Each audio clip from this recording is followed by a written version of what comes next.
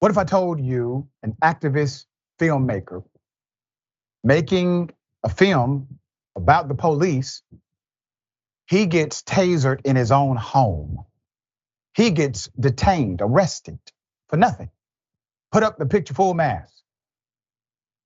Let me give you the background of this insane story. Activist filmmaker Damien Smith, who was tasered in his own home by the Los Angeles Police Department in 2021, is now suing the city. The lawsuit targets the department and officers involved in the incident for, and I quote, violating his civil rights and subjection to false arrest and imprisonment. Smith alleges he returned to his apartment at about 12:30 to a man wearing a backpack and his grandfather's watch inside his bedroom. He defended himself with the camping knife before calling the police. When officers arrived outside of his Los Angeles apartment, they entered through the back door with their weapons drawn on Smith, still holding the camping knife over the person who broke in. Smith says he complied and engaged with the screaming LAPD officers, dropping the knife after repeating and saying, "Officers, I live here. I called 911. Smith was tasered, not once, not twice, but 3 times for nothing. Smith was then handcuffed after telling them he lives there. He's the one who called 911. They tasered him, handcuffed him, placed him in the rear of a squad car, and interrogated him for 15 minutes before an emergency medical technician asked for his ID, forcing officers to concede and release him. He said, and I quote, "I'm still in shock and awe of how this transpired," Smith said. "I'm in such fear of calling the police.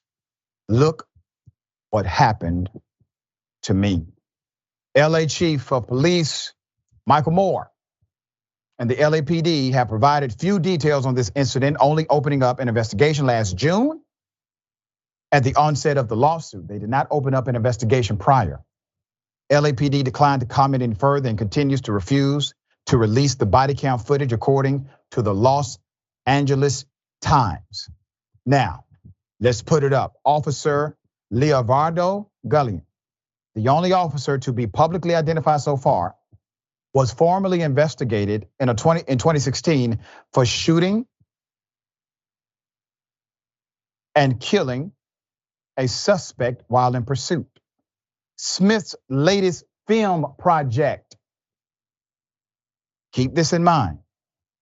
His latest film project is called Searching for Officer Friendly. It is focused on the ongoing trends and militarization of local police forces. Smith says he hopes his work can encourage better community policing, something he says has become increasingly difficult over the years.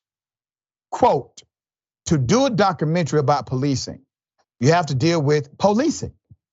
And I'm traumatized by dealing with policing," Smith said. "Right now, it's really hard." Look at the irony of this, right? The man is doing a documentary about police misconduct, their policy of basically creating a militarized zone in your local community, how these are adverse elements of our societal construct. He's well known in the local area. Now, all of a sudden, he needs the police. There's a legitimate crime. He gets tasered. He gets arrested. He gets interrogated. No investigation internally until he filed a lawsuit. Are you connecting the dots here? They got intelligence on the guy. They knew exactly who he was. This is my opinion. They knew exactly who he was. All right, Max, thoughts? I mean, this is a sad statement of where we are. That when I was first told this story, my first thought was just, thank God Damien's not dead. Yeah. Because it's become so normalized. And it wasn't just Damien talking about how he was the person who owned the unit and made the call. There was a neighbor out there too telling police, no, this guy lives here. You're arresting the wrong person. And yet there are still people in this country who think that we can solve and reform policing by having community dialogue. Fundamental policy problem. It's a problem of impunity, and it is so far divorced. To put this on communities to fix is really just government saying they don't want it fixed. This is on lawmakers to make sure these things don't happen. So well said, so very true and accurate.